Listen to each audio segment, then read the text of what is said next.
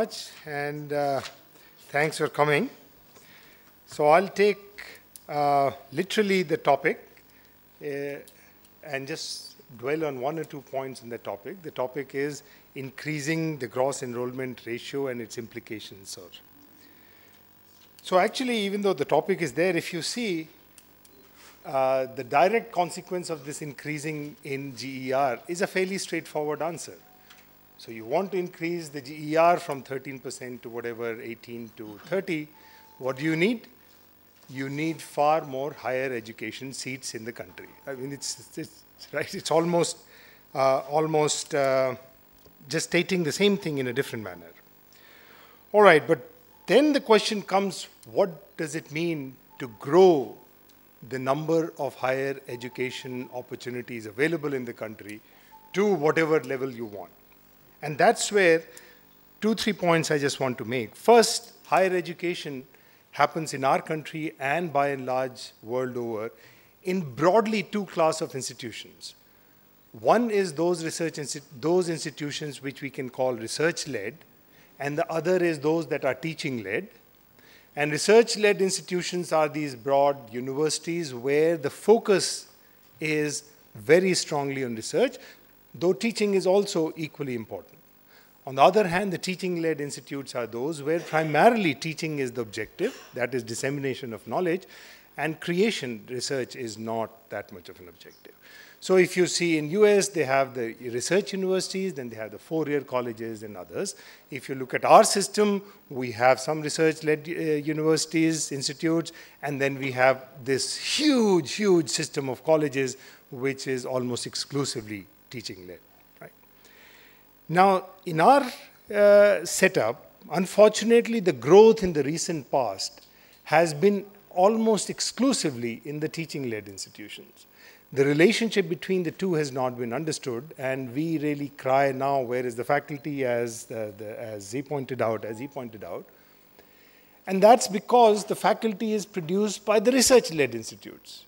And if they are not to grow, and only the teaching-led is to grow, then you will have to necessarily face this bottleneck, which we are facing. Okay, so therefore, first thing, if you want to increase the GER, is clearly that you need to increase both the research-led institutions as well as the teaching-led institutions.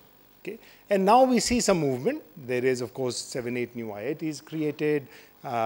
These Indian, the ICERs, IESRs, etc., innovation universities is being talked about. So something is being talked about and is happening, though the focus is primarily on research capability, etc., which is also important, but I think this relationship has not been highlighted enough, that you cannot grow your higher education system without growing rapidly and substantially in the right ratios the research-led institutions, right? So that's the first point I wanted to make.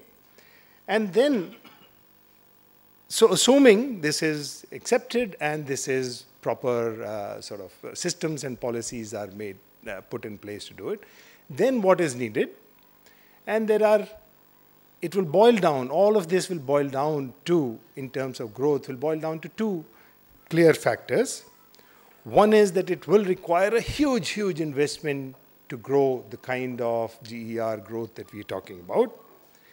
And of course, it will require huge, huge number of teachers that we talked about. So just to give you an answer to an understanding, if you want to increase 1 million seats, 10 lakh seats in a research-led institute, the capital required, just the capital to build this capacity, is, according to my simple arithmetic, of the order of 1 lakh crore. Right? This is just 1 million, and I think we are talking about tens of millions of increase. Right? So if you want to add 1 million capacity, additional capacity for research-led institutes, 1 million students, the capital required is about 1 lakh crore. All right? So that's the first thing. The second, again, if you do the arithmetic, very simple, with some faculty-student ratio, it will require 50,000 teachers, faculty, right? So these 2, if we want to increase, we can make policies, we can make pronouncements, we can do whatever we wish, but these 2 will have to be addressed. Policies, pronouncements don't solve the problems. They are enabler to solve the problem, and then something has to be done to solve these two critical things. The rest can all be worked out. And for this, therefore, very simple, again, 2 points I want to mention, is for capital, it is also becoming increasingly clear that the government alone will not have the capital to do this, because there are so many other responsibilities governments have to shoulder. And for whatever reason, we have slept on the growth on education sector for a long time, and now we feel that it must grow rapidly, 13 to 18, and et cetera, in 5 years, et cetera. So we've been growing very slowly, and now we want to have the same growth as we see in our economy, grow very rapidly, requires huge capital. The government is unlikely to have it. So to my mind, all this debate about private capital, PPP, all this is really boils down to you need to tap the capital from wherever you can get it. World Bank, government, private, you name it. You just have to tap the capital because it's just required in huge, huge numbers. So that's the first point I just wanted to make, that capital is going to be scarce, and therefore all resources, all possible sources of capital, particularly of the type of World Bank, etc., must be tapped. Of course, the government capital has to be there. And the second is about the faculty, about the teachers and faculty. The teachers in the teaching-led colleges can still be, in some sense, created through the research-led. But in the research-led, you can't create it so easily. That's a much longer pipeline. It's a pipeline which can take about 10 years to really, in peak and start doing it. So if you want to start producing PhDs today, you think you'll produce, just the process, the output will show up after 5-10 years. Today's output 5 years, and you grow it. So the effect will be felt in about 10-15 years. And that's way too small. We're talking about next 5-year plan and so on and so forth. And for that, I see actually no other possibility but to tap the Indian diaspora that is elsewhere. Okay, that is a strategy that actually Taiwan used very effectively when it was growing very rapidly. China is using it.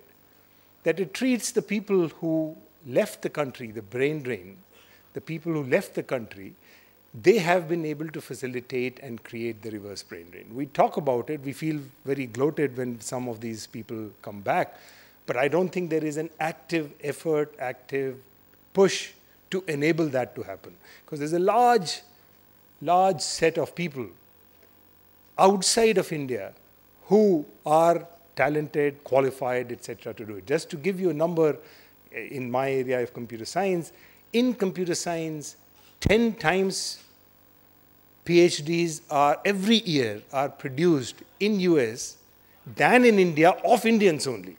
That is Indian citizens, people who gone from India, not talking about people who are settled there. 10 times Indians are getting PhDs in US than they're getting in India. I'm talking generally high quality PhDs. So if you have the total pot of 11 people, 10 of them reside in US, 1 of them in India. So where do you go if you want to find faculty? Okay. The challenge here, of course, is to create those enablers, create that environment, to get those 10, or at least some of those 10, to come back. Okay. We don't seem to be applying enough thought on that matter either. Right.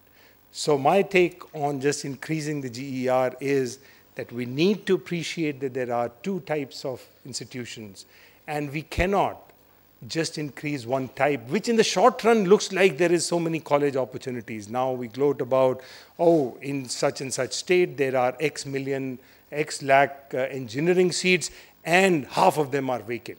Of course they're vacant because they're shoddy. Because we never provided the top to the inputs that go into that, we never did much about this till recently. So that's the first thing. We must understand that there are 2 types, and we must promote both of them very rapidly and actively, and both require different types of arrangements, different types of policies, different types of capital.